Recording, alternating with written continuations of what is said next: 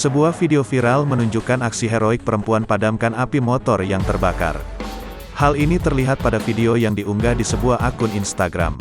Pada video yang diunggah oleh akun @balikultur, terlihat sepeda motor yang tengah terbakar. Motor tersebut terlihat tengah dilalap si jago merah yang tak kunjung padam. Peristiwa itu terjadi di Glogor Carik, Bali dan menarik perhatian warga sekitar. Beberapa warga berusaha memadamkan api dengan menyiramkan air, namun disiram berkali-kali, api tetap saja tak padam. Tak lama kemudian, datang seorang perempuan berhijab.